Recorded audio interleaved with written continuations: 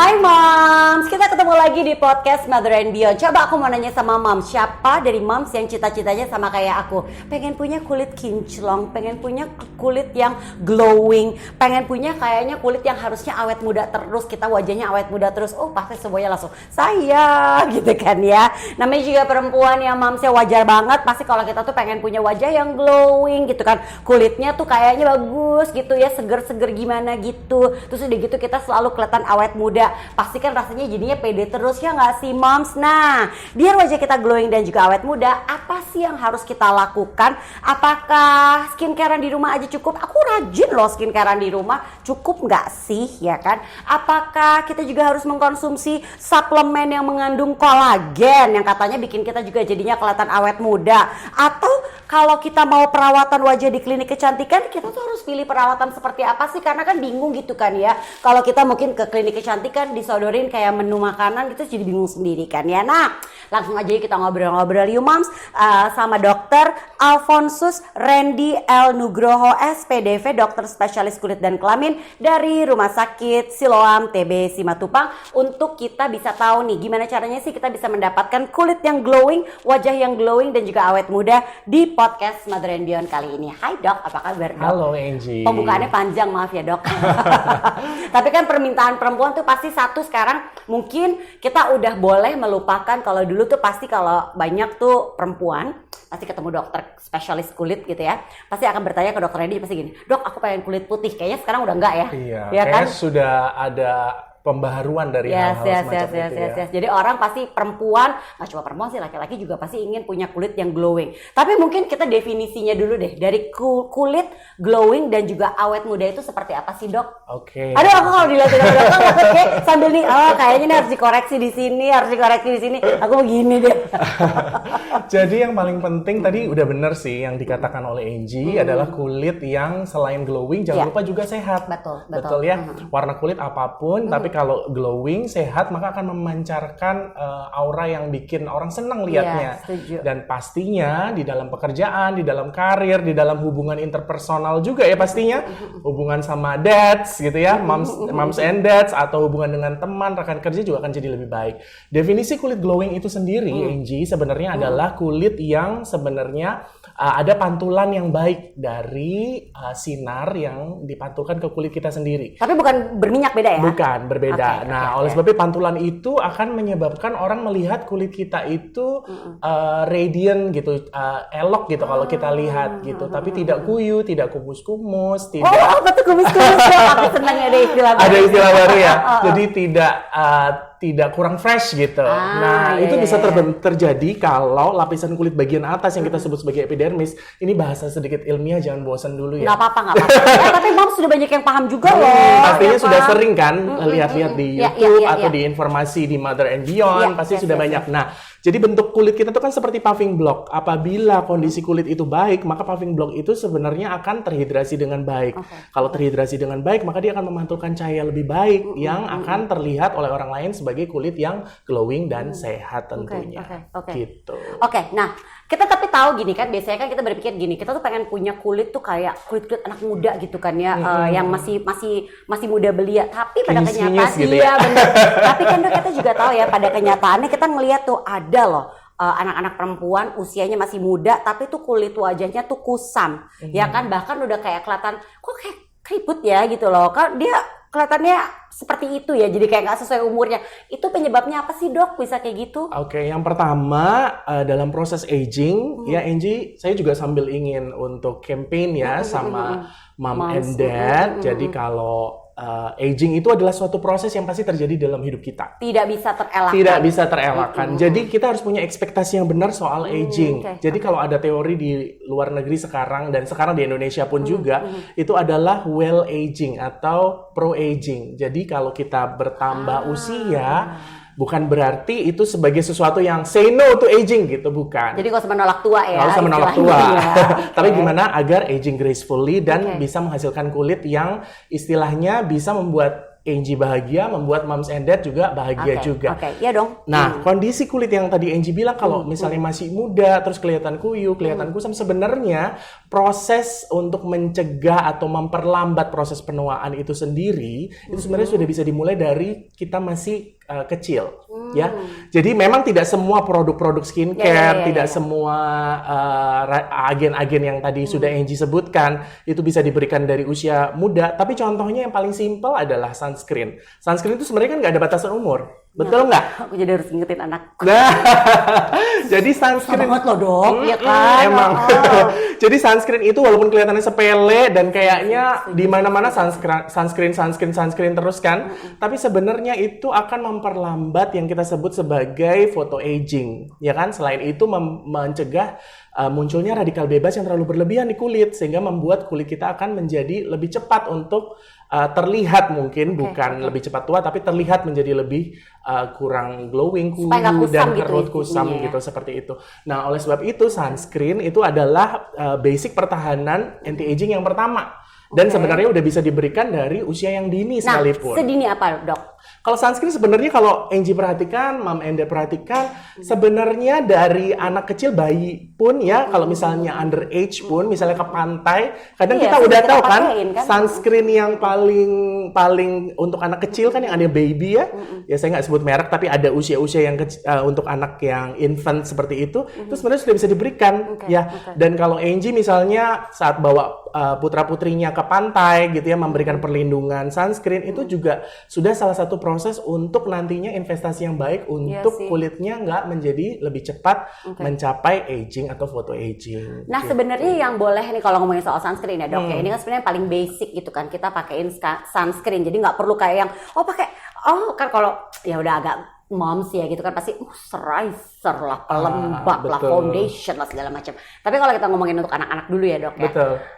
Basicnya itu berarti kan sunscreen aja dulu ya dok. Dan SPF berapa nih untuk kita yang tinggal di negara tropis seperti ya Indonesia ini? Betul. Nah SPF yang paling minimal yang bisa diterima adalah SPF di atas 30 ya. Jadi yang paling penting adalah kalau Mam mau pakai yang SPF 50 bahkan sekarang udah ada yang SPF 100 ya. Itu kan sebenarnya adalah proses proteksinya berapa lama. Jadi sebenarnya hitungannya agak rumit, cuman dia disebut sebagai minimum erythematous dose. Jadi kalau SPF 30 atau SPF 50 itu berapa lama seseorang atau misalnya Angie pakai sunscreen perlu mengaplikasikan kembali sunscreen itu sehingga proteksinya udah nggak hilang. Gitu. Tapi SPF 30 adalah minimal karena Indonesia kan di ekuator. Betul. Beda banget gitu. Kita nggak usah ngomongin anak perempuan aja ya berarti ya. Ini kan sebenarnya kita juga harus merawat kulit anak laki-laki juga mesti dirawat. Sedini apa nih dok? Kalau untuk misalnya kita ngomongin anak perempuan, laki-laki juga lah ya. Kita mengajak anak-anak kita untuk merawat kesehatan kulit, terutama kulit wajah. Kan kita juga tahu ya, ada faktor keturunan. Memang ada ya dok ya, genetik yang emang kulitnya udah bagus aja kita sekeluarga gitu kan ya. Tapi kan ada juga genetiknya enggak gitu kan. Nah itu jadi sejak kapan nih, se-early apa nih dok? Nah sebenarnya memang ada tahapan-tahapan. Tadi yang kita rangkum sedikit, tadi sunscreen yang nggak perlu melihat batasan umur ya. Terus kemudian tadi Angie udah sebut moisturizer. Moisturizer itu sebenarnya adalah basic nutrition buat kulit yang bagus. Kenapa? Karena dengan moisturizer yang cukup, hidrasi atau proteksi atau barrier kulit itu juga bagus. Jadi kalau misalnya pun ada bakat alergi atau atopic prone, nah misalnya saya nih ada alergi, saya ada urtikaria juga, ada alergi saya alergi pisang sama beberapa jenis obat. Nah dengan kulit yang terhidrasi, maka proteksi dari kulit itu lebih bagus. Jadi kalau ada antigen dari luar, contohnya lah debu rumah atau serbuk tumbuhan yang mungkin sebenarnya saya alergi tapi kadarnya agak rendah, nggak tinggi-tinggi banget nih. Tapi karena kulit saya terhidrasi dengan baik, karena kulit itu adalah organ yang sebenarnya melindungi kita. Yang pertama kali kontak dengan dunia luar. Kalau kita barrier kan sebenarnya. Jadi kalau misalnya moisturizernya bagus, maka keseimbangan mikrobiom ya, kalau udah sering denger nih moms and dad, skin microbiome nih di mana-mana lagi digaung-gaungkan ya. Nah, itu membuat terjadinya barrier itu atau perisainya lebih bagus. Jadi nggak gampang terjadi proses alergi. Ini manfaatnya sebenarnya banyak ya, bukan cuma sekedar dapetin kulit bagus aja ya, Betul, Dok? tambahannya akan tambah kulit yang glowing dan memperlambat penuaan yang dini yang tidak kita inginkan. Itu. Oke. Nah, kalau kita mau melakukan secara alami, kulit glowing tuh kayaknya udah kayak cita-cita gitu, goals-nya. Apalagi buat moms dan juga anak perempuannya pasti. Anak perempuannya sih belum, momsnya yang pengen pasti kan. Anak perempuan saya kulitnya juga harus glowing. Nah, itu tuh bisa nggak sih kita melakukan apa ya, cara alami yang bisa kita lakukan untuk mendapatkan kulit yang glowing supaya kita bisa juga terlihat awet muda? Oke, yang pertama tadi kita mulai lagi dari basicnya tadi.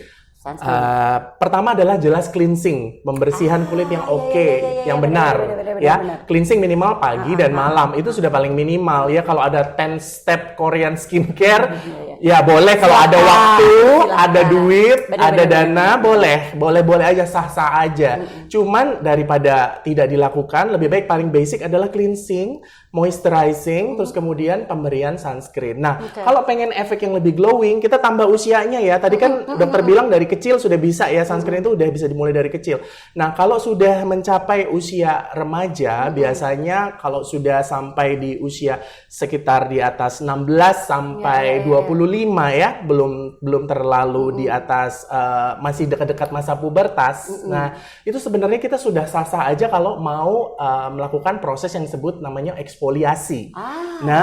Mungkin Moms and Dad udah sering dengar yang namanya AHA. Mungkin kalau eksfoliasi akan lebih akrab dengan AHA, BHA, PHA ya, alpha hidroksi acid, beta hidroksi acid, polyhidroksi acid. Nah, apa tuh acid itu? Nah, tadi sudah moisturizer memberi makan kulit, hidrasi kulit. Nah, tidak lupa juga AHA ini melakukan pergantian dari sel kulit mati yang ada di kulit kita. Itu penting ya, Dok? Itu penting banget. Ya, kan? Nah, kalau dilakukan di usia yang tepat, dengan kadar yang tepat tentunya, jangan berlebihan. Mungkin sambil dikonsultasikan ke dokter kulit, dok, eksfoliasi saya cukup berapa lama? Apalagi buat beginner nih. Kadang-kadang pagi pakai acid, malam acid, besok apa, semua ternyata acid. Nah, jadi Moms and Dad juga perlu tahu nih kandungan dari skincare itu sebenarnya apa. Mungkin seringkali kita pakai nih acid, terus kemudian moisturizer, tapi kita sebenarnya nggak tahu. Kita cuma tahu produknya doang nih. Mungkin lihat iklannya bagus, kita pengen pakai. Nah, cuman eksfoliasi ini tentu saja lebih bagus apabila diberikan dengan kadar yang tepat. Gitu. Ya, membicarakan tentang kadar yang tepat, sekarang lagi tren nih, Angie, kalau misalnya tahu ada pemberian cycle dari pemberian skincare. Jadi cycling. Nah, cycling itu adalah kalau tadi teorinya sudah kecapek ya, cleansing, moisturizing, eksfoliasi. Eksfoliasi itu jangan setiap hari. Jadi betul. Kekikis dong. Betul. Kalau kekikis akhirnya malah eritem, terus pertahanannya terganggu. Kalau pertahanannya terganggu, terjadi malah alergi atau bisa ada invasi patogen yang kulitnya acne prone malah jadi jerawatan ya, karena ada kolonisasi Propionibacterium acnes. Waduh, istilah ilmiah lagi. Nah, jadi kalau sekarang tuh ada namanya skin cycling. Jadi ada dokter namanya Whitney Bowe di Amerika Serikat. Sekarang baru bulan-bulan ini kok. Dia menggaung-gaungkan yang namanya skin cycling. Apa itu, Dok? Nah, skin cycling itu jadi hari pertama itu kita bisa pakai proses yang namanya eksfoliasi. Nah, tadi kita udah bilang ya, itu usianya usia 16, sekitar 16, 17 sampai 20 tahunan. Nah, kemudian kita sudah bisa mulai pakai produk-produk anti aging dari awal. Nah, sebenarnya paling harus kita mau pakai di usia 30 tahunan. Seperti retinol. Ya, mungkin yang akrab di Moms and Dad, retinol. Sebenarnya retinol ini dokter kulit kadang memberikan, tapi kita sejenis turunan dari vitamin A ini. Nah, cuman dia biasanya diberikan pada kulit yang acne prone. Nah, jadi bisa aja dokter kulit juga memberikan turunan vitamin A ini pada usia yang lebih awal. Nah, tapi kalau kita bicara tentang anti-aging, retinol ini bisa melakukan turnover epidermis atau ganti nih kulitnya. Ini kan penting juga. Nah, kalau masih muda, nah sorry, I have to say, masih muda, kulit teman-teman, kulit saya, kulit Angie ya, itu yang seperti tadi bilang kinyis-kinyis itu tadi, proses pergantian kulitnya itu masih cepat. Ya, nah sehingga kulit akan terlihat lebih radiant. Nah begitu bertambahnya aging, maka proses itu akan melambat. Iya pastilah. Betul. Ya. Nah karena dia proses itu melambat, maka perlu kita bantu dengan retinol untuk menyamarkan misalnya fine lines, untuk mempercepat turnover dari epidermis. Selain retinol bisa dikombinasikan juga dengan agen-agen antioksidan. Nah tadi sudah disebut tuh ada minuman kolagen. Iya, aku mau nanya itu ngaruh nggak sih buat kita tuh mencegah penuaan, Dok? Itu sebenarnya salah satu agen antioksidan itu juga salah satu weapon ya kalau saya bilang weapon untuk memperlambat atau menangkal penuaan dini ya. Karena selain tadi dokter bilang ada yang namanya photoaging atau penuaan karena sinar matahari, ada juga chronological aging. Jadi memang secara jam, krono kan dalam bahasa Latin artinya jam. Secara usia kita memang udah melambat nih. Gitu. Oleh sebab itu, pelambatnya ini kenapa sih kok bisa melambat? Karena ada pengaruh lingkungan. Radikal bebas. Benar. Apalagi tinggal di kota, polusi udara, mungkin ada yang merokok di sebelah, atau malah kita sendiri yang merokok. Ayo dikurangi yang merokok kalau bisa nggak merokok. Minuman alkohol ya, sinar matahari yang tidak terproteksi dengan baik, radiasinya terutama ya. Nah, itu bisa menyebabkan timbulnya radikal bebas. Radikal bebas itu akan menyebabkan kerusakan di sel kita. Ya, kerusakannya mikro banget, nggak akan kelihatan. Tapi akan membuat efek penuaan itu akan lebih cepat terlihat. Terus gimana dong penangkalnya? Nah, penangkalnya tadi, dokter tarik sedikit ya. Radikal bebas ini juga bisa dimulai sebenarnya dari dini. Ya, konsumsi buah-buahan sebenarnya yang basic tuh sebenarnya itu basic banget ya, yang kita makan itu sebenarnya juga sudah proses anti radikal bebas karena apapun yang kita makan itu melawan radikal bebas yang sebenarnya pasti akan terbentuk dengan proses penuaan itu sendiri. Nah tapi kalau moms pengen lebih spesifik untuk menangkal radikal bebas ya. Tadi sebenarnya mungkin bahan-bahan itu sudah ada di skincare mom sekalian. Contohnya niacinamide. Niacinamide itu juga punya efek antioksidan yang cukup kuat. Vitamin C yang baik yang kita konsumsi untuk vitamin ataupun yang kita oleskan di kulit. Ya, sekarang kan sudah banyak serum atau ampul yang mengandung vitamin C. Nah, itu juga proses menangkal radikal bebas. Nanya dok, lebih baik berarti untuk kayak itu kan kita butuh tuh ya untuk antioksidan untuk menangkal radikal bebas. Mendingan yang dari dalam yang kita konsumsi apa dari luar atau dua-duanya? Sebaiknya dua-duanya. Memang yang paling bagus kalau Angie tadi pengen bilang yang alami, tentu saja dari buah-buahan, makanan, gaya hidup lah. Betul. Karena tidak ada yang menggantikan makanan yang benar. Betul nggak sih? Benar. You are what you eat katanya kan? Betul kan? Jadi kalau kita bisa makan, ingat aja untuk makan konsumsi buah-buahan yang tinggi antioksidan setiap hari, itu sebenarnya sudah very helpful. Tapi kalau kita merasa, ini dengan kesibukan saya suka lupa, atau probably kita nggak kepengen miss, sebenarnya di skincare tuh sudah ada kandungan yang anti radikal bebas dan vitamin C, niacinamide, dan itu bisa diberikan, tadi saya agak keskip, tapi bisa diberikan sebelum usia-usia yang masih lebih dini. Jadi contohnya tadi, saya bilang kan eksfoliasi bisa kita berikan di usia-usia pubertas misalnya ya. Anti radikal bebas ini pun bisa kita berikan. Jadi contohnya orang yang berjerawat, apabila jerawatnya sudah bagus, sudah menjadi ringan, dari dokter biasanya akne vulgaris derajat berat, jadi derajat sedang, sudah derajat ringan. Biasanya seringkali dokter untuk melepas krim ini supaya tidak terus pakai krim itu ya. Kadang-kadang kita kasih retinoic acid, tapi kita tidak ingin kasih retinoic acid terus. Kadang-kadang kita lepas dengan pemberian radikal bebas, anti radikal bebas seperti vitamin C, niacinamide. Nah, oleh sebab itu agen-agen ini kalau kita lihat biasanya udah ada nih di pasaran, ya kan? Biasanya Mam Endat udah akrab banget lah, yang niacinamide, yang vitamin C, atau mungkin malah essence yang mengandung antioksidan lainnya. Gitu. Jadi sebenarnya tapi lebih baik lagi kalau bisa paket combo ya, dari luar dan dari dalam. Pastinya. Oke, dok, kita mau kenalan nih dok ya sama cara-cara yang bisa dilakukan supaya kita memiliki wajah glowing dan awet muda. Ya kan, kayak misalnya kita mau ke klinik, kita kenalan, mungkin yang paling basic kita tahu ada yang namanya botox, ya kan? Ada yang namanya filler, tanam benang, terus ada chemical peeling, mesoterapi. Tadi sebenarnya dokter juga sudah menyebutkan vitamin C, ada laser Q-switch, MD, YAG. Waduh, kenalin dong dok, ya sama teman-temannya dok.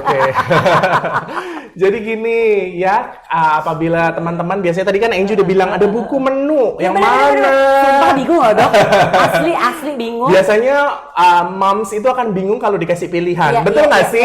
Dia dikasih pilihan makan di mana juga bingung kan? Benar, gitu kita nggak familiar gitu kan? Saya mengerti wanita ya kayaknya. Tapi it's okay. Jadi sebenarnya seperti botox atau filler itu adalah salah satu atau skin booster itu adalah salah satu agen-agen penunjang untuk memperbaiki kondisi kulit untuk mencapai kulit yang glowing. Jadi selain pemberian skincare yang tadi dokter udah bilang, agen-agen mungkin ada pemberian agen topikal, ya bisa diperbaiki lagi dan pastinya tidak akan sesignifikan pemberian injectable gitu. Contohnya, betul. Kalau kita udah kenal di skincare namanya peptide, ya, salah satu asam amino yang katanya bisa mengencangkan kulit. Ya kan, katanya punya botox-like effect gitu ya. Sebenarnya pastinya tidak akan se-magnificent tindakan dari botulinum toksin. Karena botulinum toksin itu akan merilekskan otot-otot kulit wajah kita yang terus berekspresi. Jadi kalau moms itu berekspresi, ketawa, nangis, itu pasti akan meninggalkan jejak di wajah moms. Ya, jadi nggak apa-apa. Kerutan itu sebenarnya menceritakan cerita moms and dad, ya kan? Tapi kalau kebanyakan juga nggak mau. Nah, aku sedini apa seorang itu boleh melakukan botox? Nah, karena itu kan yang paling common, yang paling kita tahu ya, botox. Betul. Jadi sama seperti tadi, seperti agen-agen anti-aging yang untuk kerutan, tentu saja untuk seperti botox harus diberikan udah melewati usia pubertas. Jadi mungkin di atas 30 tahun. Kenapa? Karena masih bisa dimaksimalin kok dengan pemberian topikal dan lain-lainnya, seperti itu. Nah, jadi kalau usia 30 tahun itu sebenarnya sudah paling oke nih kalau memang misalnya sudah ada kerutan dinamis, kerutan statis, ya kita bisa injeksi botox untuk memaksimalkan kerutan-kerutan itu supaya nggak secara estetik mengganggu gitu. Nah, kalau botox katanya tuh besok kita harus balik lagi untuk ngulang ya dok. Seberapa sering sih kita, maksudnya berapa jarak yang kita harus ngulang lagi tuh kapan sih dok? Misalnya aku bulan Januari botox, kapan botox lagi?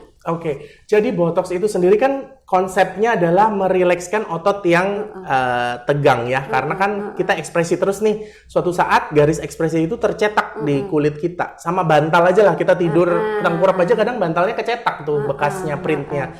Nah, injeksi dari botox ini merilekskan otot yang tegang itu tadi sehingga kerutannya akan tersamarkan sampai bisa juga hilang.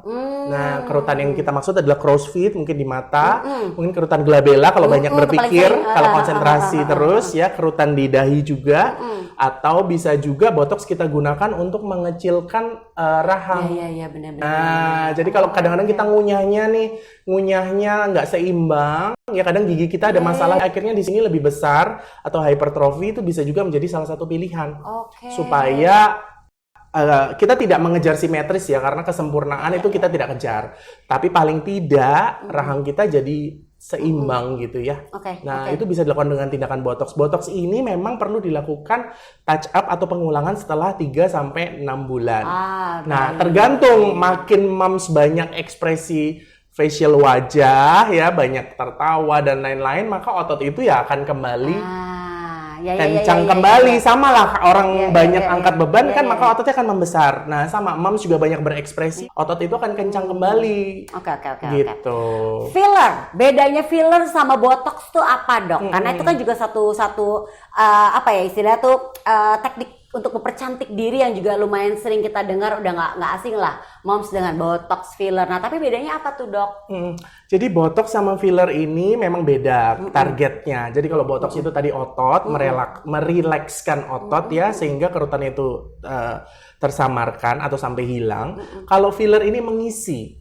Nah, mengisi ruang yang kosong. Jadi seringnya jadi proses aging ini nggak cuman terjadi tambahnya kerutan, tetapi terjadi resorpsi. Jadi seringkali disebut Misalnya kempot gitu ya, kempot. Dok, ya? Nah, ya. Jadi ada ruang-ruang yang kosong atau bawah mata ini jadi cekung. Atau ada beberapa orang yang biasanya mukanya itu lebih cenderung panjang seperti tulang pipinya naik, itu biasanya akan cekung di area sebelah sini, di dahi. Maka kita bisa lakukan filler temporal di sini supaya cekungannya di sini akan terisi, jadi wajahnya jadi V-shape lagi. Karena kalau di sini cekung, maka wajahnya akan jadi seperti cekung terus kemudian besar. Kalau di Korea tambahan nih, ternyata dahi yang lebar atau yang frontal bossing itu disukai. Tapi di Indonesia saat ini tidak. Beda negara beda-beda. Jadi standar kecantikan. Tren Korea udah masuk ke Indonesia Betul, seperti itu. Dok, berikutnya kenalin sama tanam benang dong, Dok. Itu apa lagi tuh maksudnya kan? Ya, itu bedanya kalau aku udah botox, aku udah filler, terus kenapa ada orang juga tanam benang juga ya gitu. Oke, nah sementara tadi logikanya tadi kan botox mengatasi otot dan kerutan, filler mengisi cekung, ya kan, mengisi cekung supaya lebih kelihatan plumpy, lebih kelihatan wajahnya lebih awet muda, gitu ya. Kalau thread ini paling bagus, thread lift atau tanam benang ya, itu paling bagus untuk mengatasi sagging. Sagging itu adalah itu berarti kalau yang udah mulai berumur tuh ya, Dok. Jadi kan kadang-kadang kalau misalnya pipinya agak turun nih, sagging, ya bahasa awamnya longsor lah ya, turun kan. Nah, itu kita bisa lakukan tarikan dengan thread lift.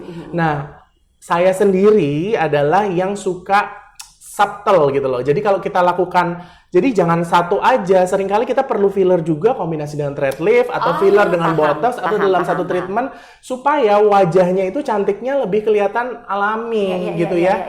Jadi kita kalau bisa tuh pasien pulang itu nggak kelihatan di thread lift atau di filler-filler banget lah gitu.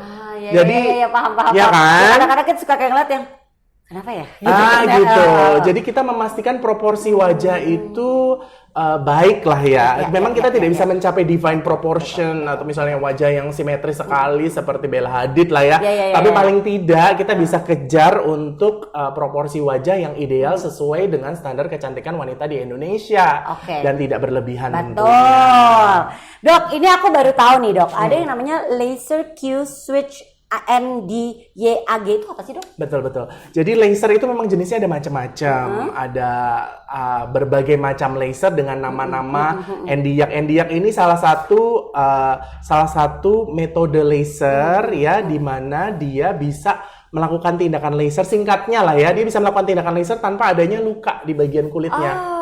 Gitu. Jadi contohnya nih, laser endiak ini bagus kalau misalnya ada flek. Misalnya ada flek. Nah, kita mau laser. Meskipun laser bukan pilihan utama ya, tetap topikal atau krim itu sunscreen pasti dengan topical agent untuk bleaching agent itu pilihan utama, tapi bisa dijadikan terapi adjuvan. Misalnya untuk flek, kita bisa tembak fleknya itu yang di bawah kulit tanpa melukai kulit bagian atasnya. Nah, jadi kan biasanya mams tuh takut nih, Dok, habis laser besok saya ada nikahan, gimana kalau merah semua? Saya malu dong gitu. Atau besok saya ada ketemu klien. Nah, sehingga laser Q-switch endiak ini downtime-nya nggak seberat laser-laser yang ablatif gitu. Chemical peeling, itu apa, Dok? Chemical peeling itu adalah peeling kimiawi. Jadi kan tadi sudah dokter jelaskan tentang pengelupasan kulit. Itu kan tetap harus kita lakukan. Nah, itu tetap harus dilakukan. Membuang kulit mati kita gitu loh. Betul. Nah, biasanya dokter akan bilang sebelum chemical peeling, retinol paling tidak kalau saya harus stop 2 kali 24 jam. Kenapa? Karena itu kan sama. Cuman kalau retinol atau agen-agen pengelupas AHA, BHA lainnya itu mengelupaskan secara mikro, nggak kelihatan. Bukan kayak sisik ular gitu kelihatan ya.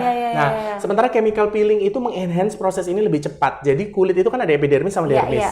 Kita lepaskan beberapa persen dari epidermis ini sehingga akan timbul atau tumbuh kulit baru yang lebih radiant dan pastinya lebih glowing. Seberapa sering kita harus melakukan chemical peeling itu? Nah, chemical peeling itu sendiri tergantung dari kondisi wajahnya. Baik. Apakah masalahnya flek, berarti kita bisa lakukan chemical peeling dengan glycolic acid. Apabila masalahnya adalah acne, kita bisa peeling dengan salicylic acid atau lactic acid, atau sekarang ada citric acid dan mandelic acid. Nah, seberapa sering biasanya dokter yang akan menyarankan atau menilai dulu nih pasien. Jadi setiap orang beda-beda ya, Dok. Betul. Ya? Kita nggak boleh nyontek nih, tetangga aku tuh berapa bulan 3 bulan sekali, sementara belum tentu dia butuh itu kan. Betul. Nah, sementara ada nih yang per 2 minggu kita bisa lakukan paling dekat itu per 2 minggu. Nanti kalau memang sudah dicapai kulit yang optimal atau maksimal yang diinginkan oleh pasien, misalnya fleknya udah membaik nih, udah memudar, kita bisa turunkan misalnya dari per 2 minggu jadi per 3 bulan, per 6 bulan, atau nanti dijarangkan kita bisa kombinasi dengan terapi lainnya. Mesoterapi itu apa sih, Dok? Nah, mesoterapi itu salah satu juga tuh, salah satu sebenarnya dulu itu mesoterapi itu hanya untuk pemberian agen di bawah kulit, itu semuanya disebut mesoterapi. Tapi seiring dengan berjalannya waktu, sekarang ada skin booster, injeksi juga di bawah kulit, ya kan? Ada pengurangan lemak di wajah, lipolisis, itu juga salah satu jenis mesoterapi. Jadi apapun yang diinjeksikan ke bawah kulit itu adalah mesoterapi pada zaman dulu. Tapi karena sekarang sudah bermacam-macam istilah, ada skin booster salmon DNA. Jadi sebenarnya itu ya, Dok ya. Betul, apapun injectable yang dilakukan namanya, tapi non filler ya. Namanya mesoterapi. Oke, paham. Gitu. Oleh sebab proses meso ini sendiri bisa pakai agen-agen yang tadi untuk memecah lemak, atau agen anti radikal bebas, atau untuk meningkatkan kolagen dan elastin supaya mams kulitnya lebih kencang dan awet muda. Nah, apapun itu tujuannya adalah memperoleh hidrasi dan kulit yang glowing dan baik. Paham. Gitu. Satu lagi, Dok. Kita juga sering banget yang paling common, yang paling sering dilakukan adalah suntik vitamin C. Suntik vitamin C. Itu manfaatnya kan banyaknya juga melakukan untuk supaya stamina ya, Dok ya. Ini ternyata efek ke kulit juga oke ya, Dok ya. Jadi seperti yang tadi sudah dokter jelaskan, vitamin C adalah salah satu radikal bebas anti radikal bebas yang kuat, yang bagus sebenarnya. Jadi sebenarnya kalau infus vitamin C diberikan dengan dosis yang tepat dan oleh dokter, sebaiknya oleh dokter spesialis kulit dan kelamin atau spesialis dermatologi dan venereologi, kita pastikan kita tahu side effect-nya. Jadi sering nih pasien, saya mau injeksi vitamin C nih, Dok. Tapi ternyata saya tanya, udah makan belum? Saya belum makan siang, padahal dia ada mah. Ini baru mau bilang. Kayak gitu, kadang-kadang pasien pengen cepet-cepet nih, saya kejar jam makan siang nih, Dok, gini-gini. Lah, kita harus tahu, vitamin C itu kan ascorbic acid. Jadi dia seringkali meskipun kita injeksikan ke dalam tubuh, meminimalisir beda kalau kita konsumsi, tetap aja dia sedikit menaikkan asam lambung. Jadi misalnya kalau misalnya itu diberikan oleh dokter, kita udah tahu nih side effect-nya. Nah, atau dokter akan menyarankan minum paling tidak 8 gelas per hari, karena efek sampingnya dari pemberian vitamin C dosis tinggi itu, walaupun tidak pada semua orang, bisa terjadinya kristal oksalat. Kristal oksalat itu pengendapan kristal dari ascorbic acid atau vitamin C itu di ginjal. Nah, makanya dokter biasa kan bilang jangan lupa minum 8 gelas per hari. Jadi take home message-nya harus diingat juga. Benar. Seberapa sering kita boleh melakukan suntik vitamin C? Sebenarnya untuk suntik vitamin C itu sah-sah aja kalau misalnya dilakukan setiap minggu. Tapi kita lihat dulu baseline dari kondisi ginjalnya seseorang. Oh iya benar. Makanya harus dilakukan di sama dokter gitu sentral kesehatan ya. yang baik ya.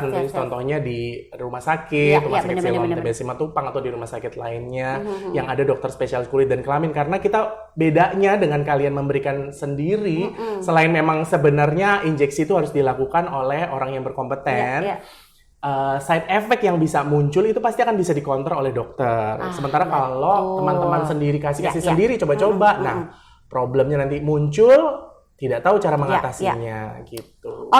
Nah buat yang mungkin ada moms yang gini, untuk anaknya dulu nih, atau mungkin moms yang usia masih relatif muda, ingin melakukan skincare dulu deh, aku mau rutin-rutin di rumah dulu gitu kan ya, rajin skincarean sendiri. Apa nih yang perlu diperhatikan dan nggak boleh miss, nggak boleh tawar-menawar, ini harus. Tadi kan dokter udah bilang moisturizer, sunscreen, apa lagi, Dok? Sunscreen, moisturizer, eksfoliasi. Jangan lupa dulu dimulai dari cuci muka. Ya, dimulai dari cuci muka dulu. Benar, ya, kan? Cleansing aja kadang-kadang kan ada double cleansing ya. Selain kita pakai soap yang kita diajarkan dari kecil, sekarang ada double cleansing. Kita bisa pakai micellar water, atau bisa juga pakai toner atau essence yang ditepuk-tepuk di wajah. Nah, itu juga sebenarnya bisa membantu. Nah, cuman untuk cuci muka yang paling diingat adalah harus langsung sesudah mandi, karena air yang terlock di kulit kita, jadi ada namanya 3 minutes rules kalau di Korean beauty ya. 3 minutes rules itu kalau kalian habis cuci muka, atau kalau yang Muslim biasanya kan wudu ya, masih ada air yang basah di area wajah, itu adalah saat yang paling tepat untuk mengoleskan moisturizer. Sebentar, Dok, maaf ya. Jadi setelah mandi, bukan sebelum mandi. Moisturizer itu harus setelah mandi. Maksudnya cuci mukanya itu? Cuci mukanya ada kan ada gini, aduh aku jadi detail banget ya. Kalau misalnya kita kan mau mandi nih, cuci muka dulu. Kalau aku tuh gitu tuh, cuci muka dulu baru membasuh badan. Sebenarnya yang benar gimana? Oh, kalau itu tidak ada masalah. Karena kan sebenarnya contohnya cleansing pun double cleansing micellar water mau dipakai sebelum cuci muka atau sesudah cuci muka sah-sah aja.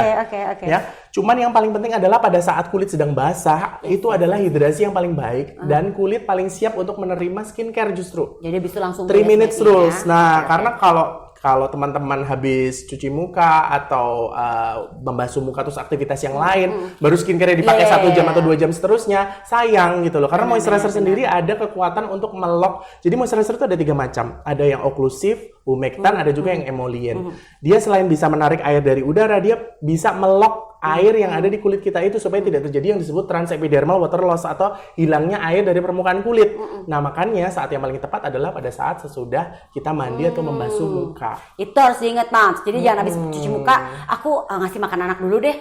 Jangan. Langsung pakai skincare. Pakai skincare. Nah, terus tadi yang cycling proses hampir selesai. Tadi setelah retinol, biasanya cycling ini akan dihentikan 2 hari, di mana 2 hari ini adalah proses untuk memperbaiki kondisi kulit. Biasanya pemberian moisturizer. Gitu. Nah, tadi kan bingung nih, moisturizer dulu AHA atau BHA. Nah, kalau skin cycle yang sekarang lagi ngetren di kalangan anak-anak muda, dan sebenarnya kita juga sudah melakukan ya sebenarnya. Cuman dokter Whitney Bowe ini baru memberikan definisi ini supaya yang baru-baru kenal skincare tahu nih cara pemakaiannya ya. Jadi cuci muka, terus habis itu eksfoliasi, nanti kalau sudah di hari kedua bisa pakai retinol, dan hari ketiga, hari keempatnya itu adalah saat untuk memperbaiki kondisi kulit, yaitu pemberian moisturizer. Gitu. Nah, nanti cycle ini akan diulang lagi, eksfoliasi kembali, retinol, terus pemberian moisturizer. Nah, itu tentu saja harus dilihat sesuai kondisi kulitnya ya. Benar juga sih. Nah, jadi proses itu sebenarnya skin cycling juga ingin memperkenalkan kondisi kulit moms sekalian. Jadi kalau memang dirasa nih kalau misalnya pemberian retinol 1 kali seminggu terlalu berat, kita bisa jarangkan per 2 minggu. Karena setiap kulit kita itu kan tailor-made ya, nggak sama satu orang sama orang lain. Sebaiknya dok ya. Sebaiknya konsultasi dan jangan memakai semuanya secara all at once lah. Iya, oh ini bagus. Kadang-kadang gitu, udah lapar mata beli semua, pakai semua, akhirnya iritasi, datang ke dokter. But it's okay, itu adalah salah satu proses untuk mengenal skincare. Betul. Ya? Kita jadi paham ya Moms ya, apa yang harus kita lakukan. Tadi kita udah tahu, kalau kita mau punya kulit kinclong gitu ya, kulit yang glowing, udah kita dapat nih tips-tipsnya. Kita udah dapat ilmunya dari Dr. Alphonsus Randy L. Nugroho SPDV, dokter spesialis kulit dan kelamin dari Rumah Sakit Siloam TB Simatupang. Dokter Randy, terima kasih udah sharing ya dok. Sama-sama Angie dan juga Mother and Beyond. Yes, terima kasih juga buat Moms yang udah mendengarkan podcast kita kali ini. Sampai jumpa Moms.